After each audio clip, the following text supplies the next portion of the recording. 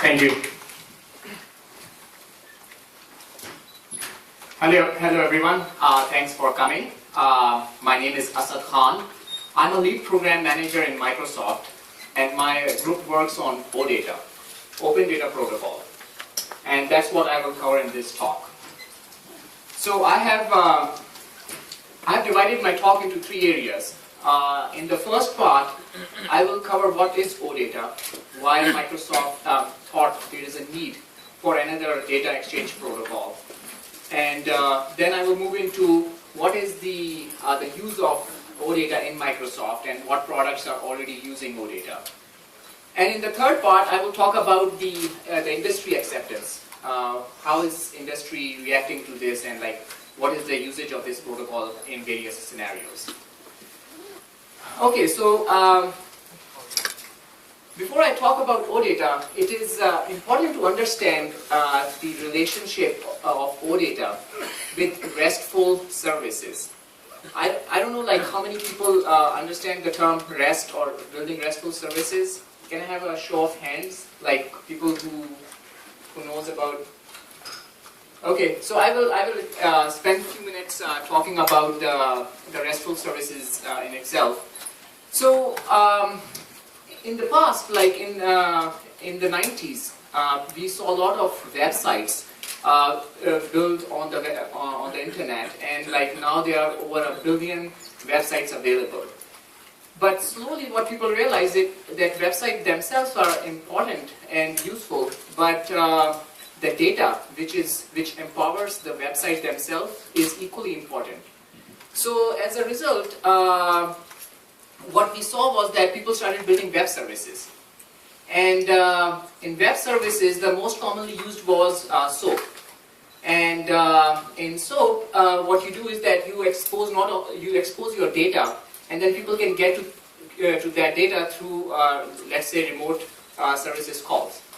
And so basically, that got really popular. But then in 2000, Roy Fielding, in one of his PhD thesis, he talks about REST. REST stands for it's a set of patterns. Those patterns define how you exchange your data. And if you look at it, the key things which are covered in REST is here. The first thing is that every resource in your data should be uniquely identifiable. What that means is that if you have a resource, let's say a product or a product category, and within that product category there is an ID, there has to be a unique URI to get to that resource. And so that is the first part. The second part is that you use the HTTP verbs. So in HTTP you have get, put, post, delete. So you use those verbs to operate on your data. And so that was the big difference between REST and SOAP, because in SOAP everything was inside the SOAP envelope. So it was really hard to crack open what is inside the envelope unless you know about that specific data service. The third part is that the message has to be self-descriptive. And when I mean self-descriptive, it is you use headers to tell about the content type, the MIME type, and that makes it really easy for interoperability with various systems. And the fourth is that you rely on HTTP. So for example, so many times we have seen that you try to hit a site or a web service and you get 400, which is a bad request, or 401, which means unauthenticated. And the last is that you rely on hypermedia to build a more connected system. And I will show you through the examples. Let me take my coat off, it's really hard.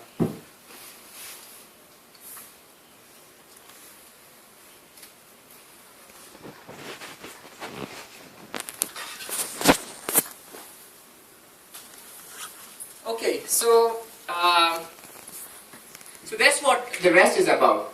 And if you look at these services which are built by Twitter or Google and Facebook, these are ideal cases. These are really good services which we use in our daily life, whether we are just getting the data or if you are an app developer and getting accessing the data which is behind for example, if I'm using Twitter, if I want to get to the tweets, I give the user ID, and it will return me the top tweets from that user. Similarly, in Google Plus, I give a user ID and I get to the data for that specific user. And similarly for Facebook. And of course, there is an authentication and sign up and handshake which happens on top of these protocols. So, these are RESTful services. So one question you will have is that if these are RESTful services and these are not using OData, so what is OData, and why did we felt the need that we should introduce a protocol?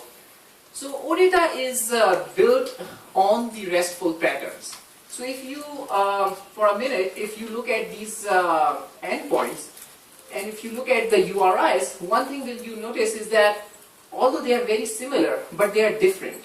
In the sense that if, in Twitter case, if I want to pass the user ID, I have a question mark, and then I say screen name, and then I give the user ID. In the second one, if it's a Google Plus, I have a / and I say user ID. In the third one, the ID comes beforehand, and then I drill down into, let's say, comments. Similarly, if you look at the second request in each of the three cases, in the first one, I'm saying that I don't want you to send me all the tweets, because let's say I'm building a phone app. So it doesn't make sense that you send me like hundreds of tweets and I can't display all of them. So I say like there has to be a mechanism where I tell you how many messages you send back, and you can describe by saying count equal to 2. In Google case, you do the paging, and then there is a page token. And in the last one, the Facebook has a way where you say limit, and then you say after, so this is skip and take sort of thing. So now that's where the problem starts to come, because these are all RESTful, they are following the patterns, but they are not interoperable. Like if you know how to build a Twitter, you still need to see how Google does exactly the same thing about passing the ID, about passing the page information. Similarly, Facebook does it in a different way. So what OData did was that OData said, REST is good, we follow the same patterns, we follow the same standards, whether it is, when it comes to the formats, we follow JSON and Atom, but we define some common patterns. We say that if you have to use or define ID, this is how you define ID. If you have to do paging, you use this token to define the paging. If you want to filter, this is how you do filter. So similarly, we follow the REST patterns, we follow the same standards, HTTP, Atom and JSON, but we define some patterns on top of that, and we call it Open Data Protocol. So it's that simple. So basically it's not about coming up with new formats, or it is coming about new conventions. It is like, if we all agree to use REST in a certain way, with certain conventions and strict way of defining queries and serializing, then you have more interoperable systems. So I will give you a few demos to get the point across. So bear with me.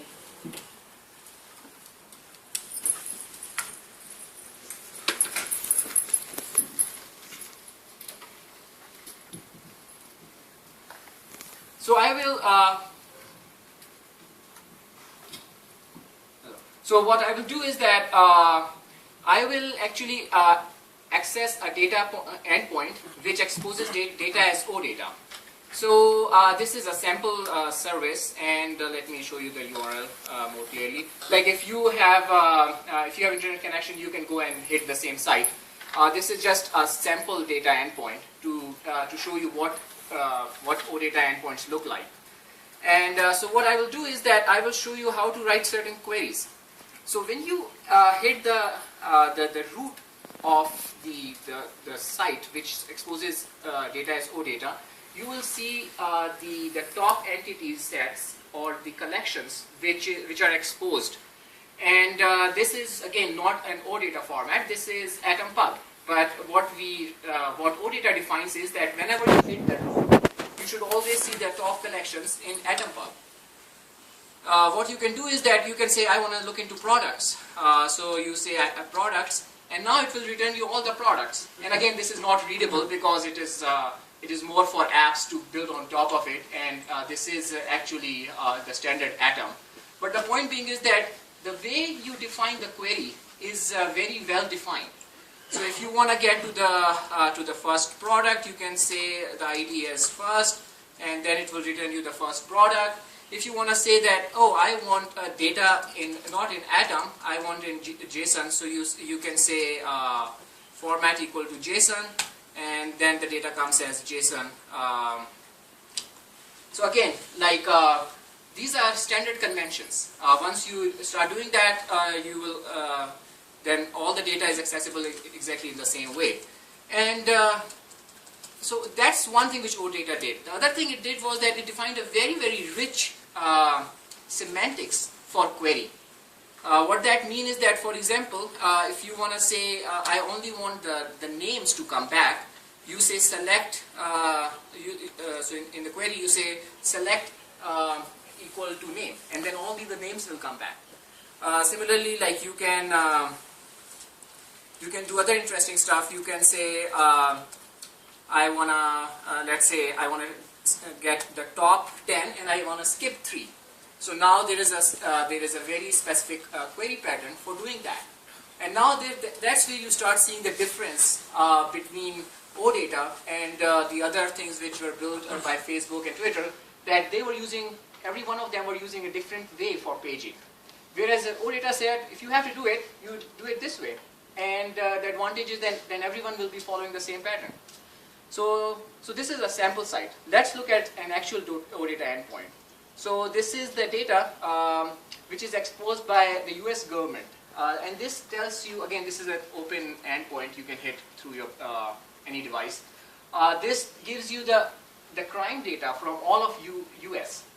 And now, because this happens to be OData, it will exactly follow the same things. If you want to get into the thing, you will say city crime, and then this will give you all the data back. If it has to do paging, there is a server-side paging and there is a client-side paging. Server-side paging is because you don't, if there are a million records, you don't want to bring back, the whole service down. So there is a server-side paging. And so if you look at the end of the page, there will be a next link. So everyone out there who's doing OData will always have this, the next link, which you see at the bottom here, exactly the same way. So now if you are writing an app and you say that I want to consume all the data, how do you know the server controls it? If it is OData, you would always know that by the end of the first feed, there will be a next link, and if you keep following the next link, you will have all the data.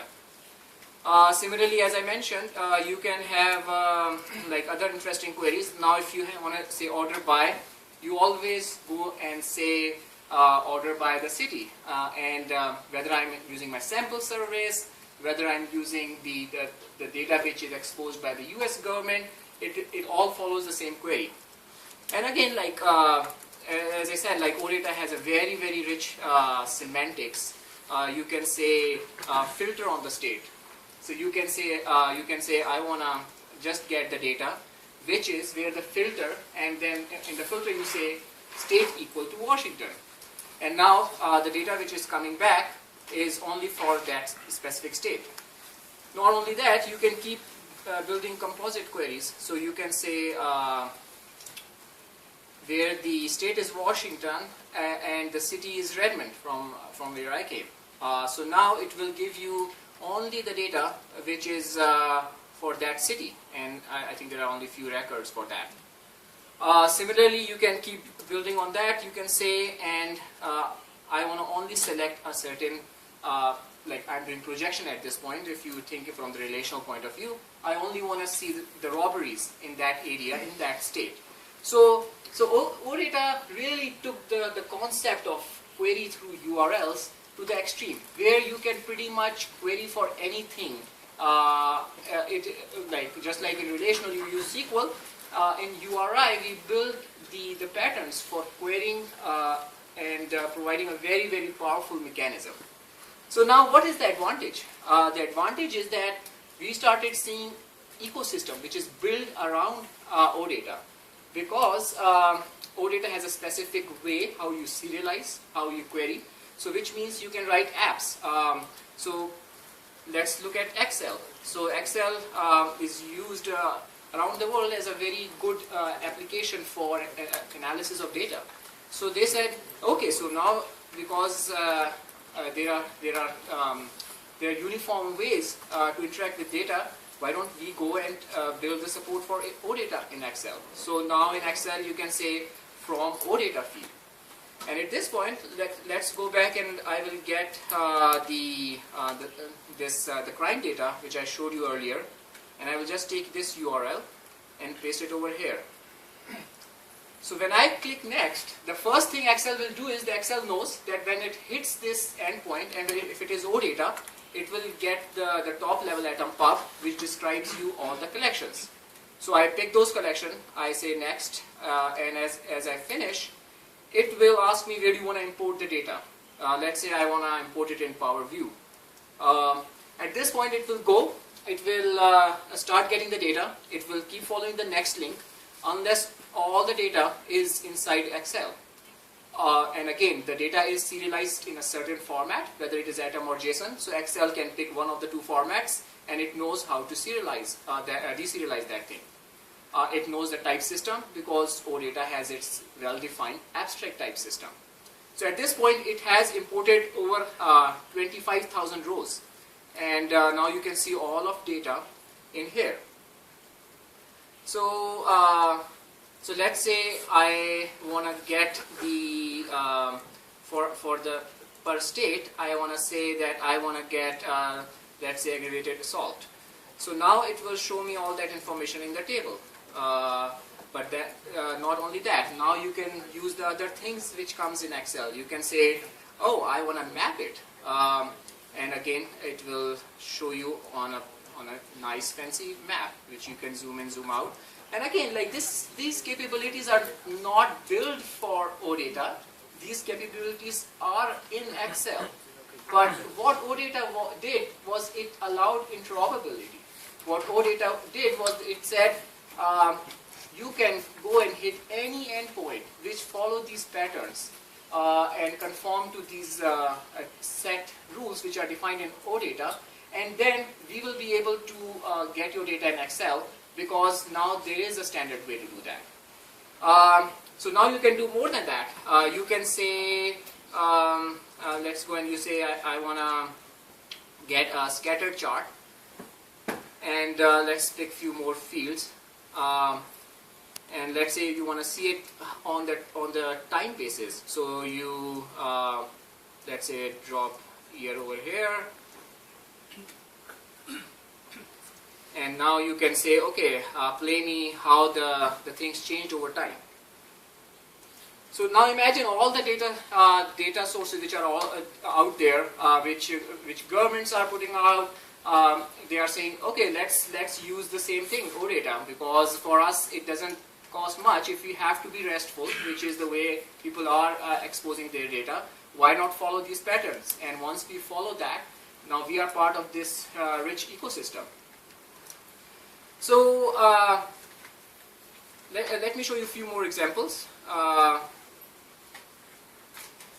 So this is like all of the data from Singapore, all the places which are here. And if you do a dollar,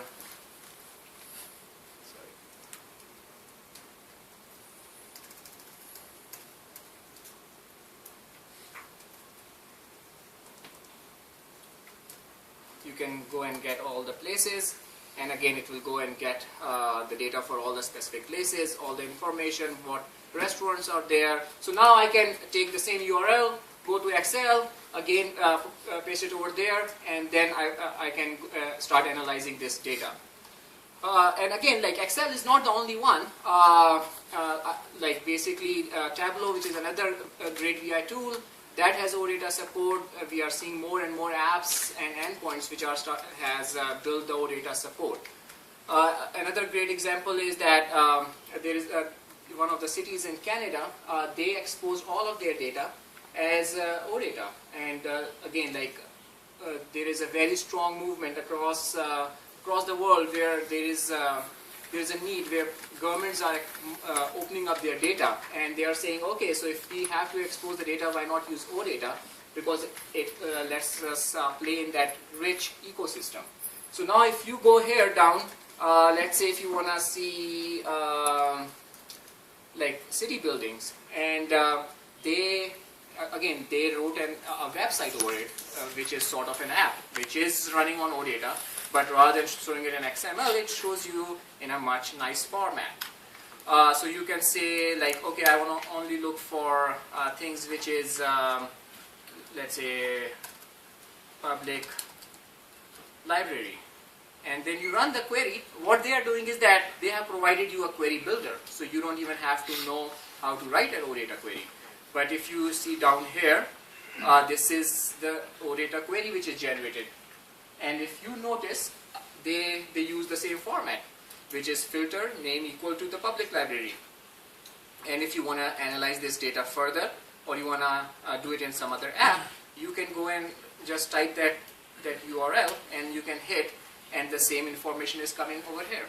So like this is how open you can make your data. Like it is not relying on any specific understanding of the thing. The browser can understand. Lots of apps have started to build rich experience on top of it.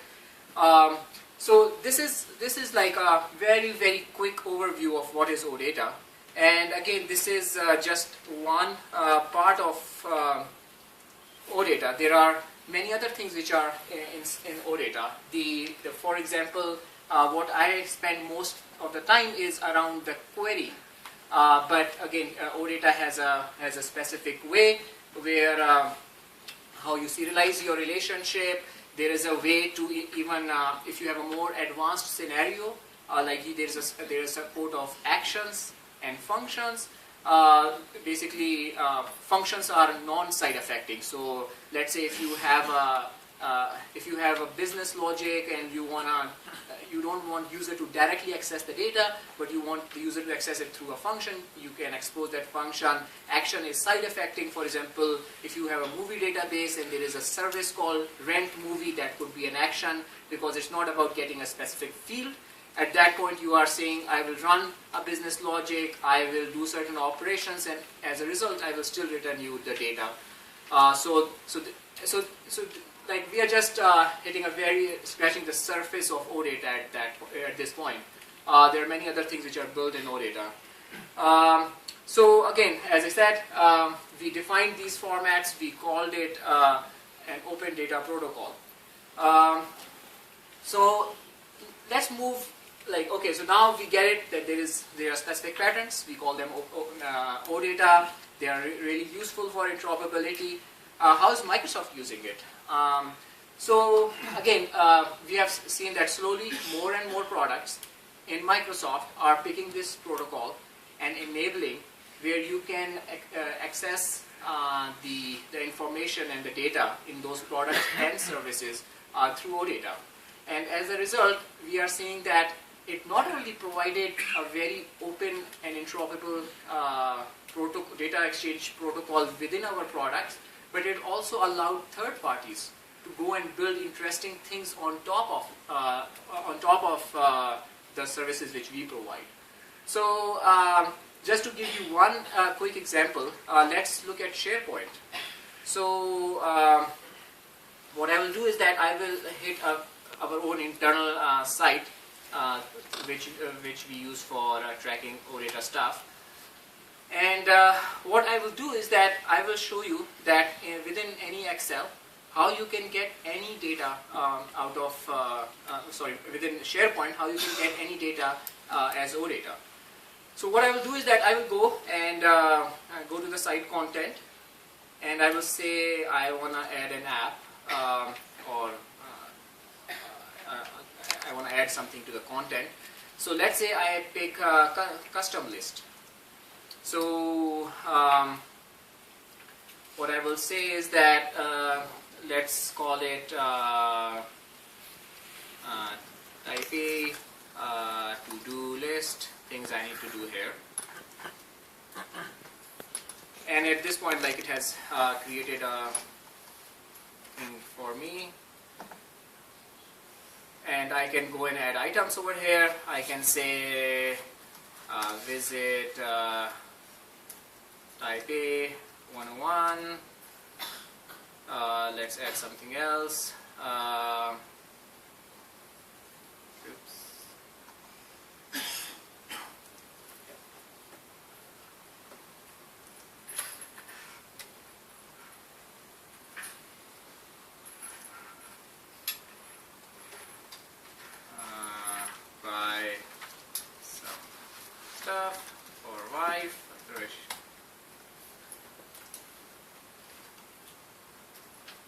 for some reason it didn't show the first one. Let me go and add it again.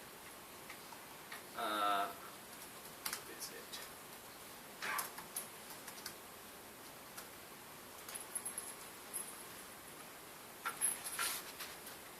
Okay, so I have 2 entries now. So now what I will do is that I will show you how you get it through OData. So let's take the root of this site. I will open a new tab, paste it here, and I say bin and get to the, so this is the OData endpoint.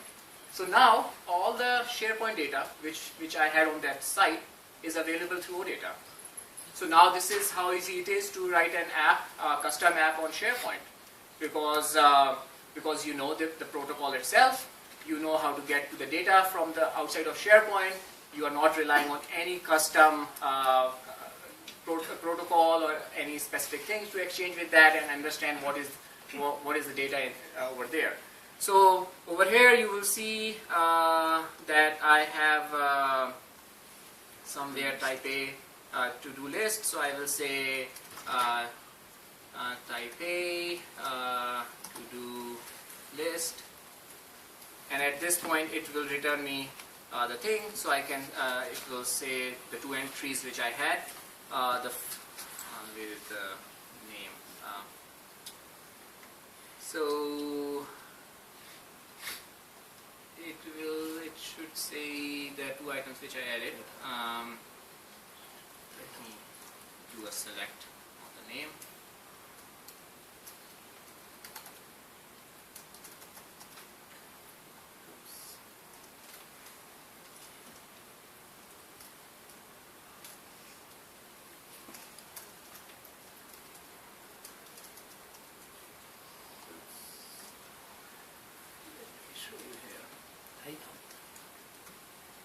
Yeah, here it is. So basically, they call it title. So basically, this is the first one where I said visit, and the second one is over here, buy some stuff. So now you can see like how the list which I just created in SharePoint, all of its data can be consumed as OData. So let's go back. So this gives you a quick, very quick overview of like the advantages which we are seeing where more and more products in Microsoft are using OData. I listed SharePoint as one example. In System Centers and Windows Server, the PowerShell, you can define a commandlet, and then all of that data can be exposed as OData. In Dynamics CRM and AX, they are exposing their data as OData. So these are the publisher examples for which are publishing their data as OData. When it comes on the consumption side, Excel is a great example where Excel is a client which consume data from any publisher which exposes data as OData. Project online, so again in Office 365, if you go and create your project online, all of that data is available as OData. Many products within Azure supports OData. Azure Active Directory just released with OData support. LightSwitch is another app building thing which ships in Visual Studio. They can go and you can go and build an app against any endpoint without writing a single line of code using OData. Visual Studio itself has great support for OData. So if you are using Visual Studio and you want to build an app, what it does is that it automatically generates proxy for you. And if I get time in the last few minutes, I can actually show both the LightSwitch and the Visual Studio. Again, so this is we just covered what OData is, a quick introduction. We covered how it is supported in some of the products, and you will see more and more products over the years that add support for OData. Now it comes, let's talk about the industry acceptance, or what industry thinks about that. So last year in 2002, IBM and SAP and few other companies got interested in OData, and what they said is that the protocol itself makes perfect sense. We would like to use it in our own products and add the support. But it would be really nice if this protocol is an industry standard rather than controlled by one company. And no matter how open the protocol is and how open the design process is, it is always more beneficial if the protocol itself is in the standards. So in 2012, with IBM, SAP, and like 20 more companies, we took OData to OSS to make it as an industry standard. Since then, we have seen more and more interest in the protocol itself. And there are like many participants and many companies who are really supporting the thing. We expect that somewhere between the end of the year, it will become a standard. The standardization process always is a long process, but so far it is going very smooth, and we have not hit any hurdle. Everyone likes the design, its openness, the way it relies on the existing standards. So this is again the way we are seeing the acceptance in the industry itself. So what are the key takeaways?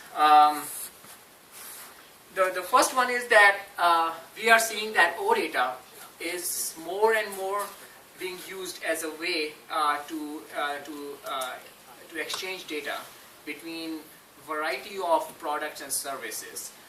This is becoming like a shared language, which more and more products and clients are starting to understand. The second thing is that, as you have seen, there are already so many examples out there where people have already exposed their data, whether it is government, whether it is private, whether it is enterprise, whether it is standalone products, whether it is cloud applications. We have seen its usage everywhere.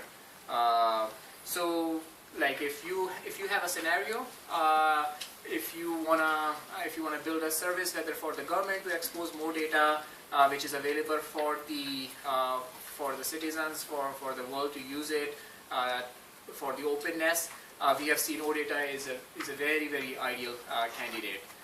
If you are an ISV, you want to build interesting applications on top of OData, that itself has a really good potential. As you saw, the city in Canada who exposed their data, they wrote their own web application. But we have seen big ISVs coming in and writing interesting data analysis tools which run within the browser, and then they have different business model around that. So again, that is a very interesting opportunity. The third one is that we already have a lot of libraries. So if you want to build an app for Windows Phone, we have a library for that, for Windows 8, for iOS, for Java, for PHP. So we have all sort of libraries. And again, there are client-side libraries, and then there are server-side libraries. We have seen interesting things where in the for when you are building a website, the content management system like WordPress and Drupal and those things, they have started to add support for OData. So if you are in Drupal and you want to consume OData as part of your website, you can do it. There is an add-on for that. There is a really good JavaScript library which actually my team builds called Data.js. You can use that to build any web application. So this is like again a very fast introduction to OData, where it is used and like what is the set of some of the products which are already using it. So I will quickly give you one more demo. I have a few minutes. About this one is in the Visual Studio. So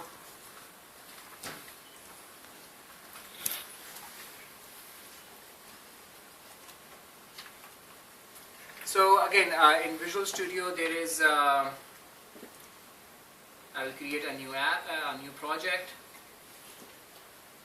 and I will so Light Switch. I don't know if how many people are familiar with Light Switch, but Light Switch is a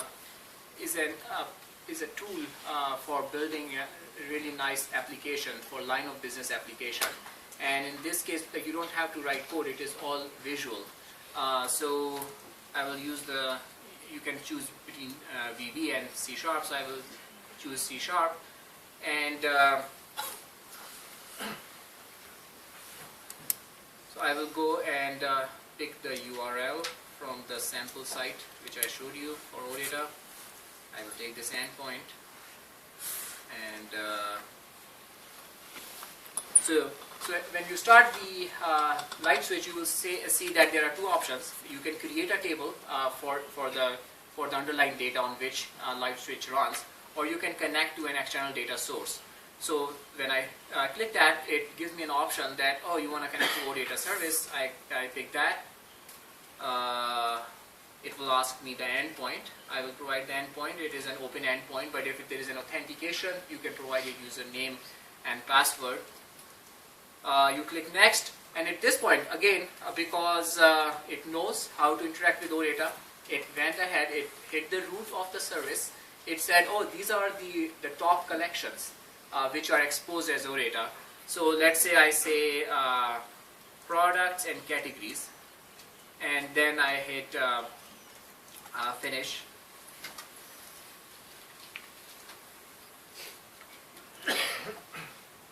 And now, so it understood the schema, it understands what is the relationship between product and categories, it understands the type for individual fields. Everything it comes in light switch. So at this point, all you have to do is you say, I want to add a screen. So you pick that, let's say I will say list and details, and I want to connect to, let's say, categories. I hit OK, and at this point, it will go and generate the right UI for me. And if I hit F5, which is like to run the app in Visual Studio, it will go and run the app, and it will automatically populate the data. So again, as I said, like I just connected to the sample OData feed. It doesn't have that much entries, but it has like these few categories. So you click on beverages, it will show you the beverages which are there. So now you saw like how this endpoint for this sample OData feed, all I had to do was that just provide that thing, and then from there on, the light switch knew how to go and understand that data and show it and understand the relationship between the data and the types itself, and it created an app for me. And it is, this is a read-write, so you can read the data. If you want to make any changes, you can make the changes, you can save. It will, if the data was too much, it would automatically enable the paging, the server-side paging. So you will see multiple pages down there. So again, this is another example. If you have any data, you expose it as OData, you automatically are in this very rich ecosystem. Where you can write, you can analyze data in Excel, you can write a line of business application using things like light switch. Tomorrow I will give you a demonstration how you can write applications. So through proxy generation, which automatically happens in OData, so you can write any app, whether it is for Windows 8, for phone, or any other platform you are interested in. So again, as I said, this is a very quick introduction. The key point over here is that Microsoft is committed to interoperability. In many cases, as you saw, we are leading the way of defining patterns and practices and protocols which make sense and which open up the whole ecosystem of how the data is exchanged between various products and services. And we are defining those protocols, and we start using those protocols in our own products and services to make them even more open. Okay, thank you very much.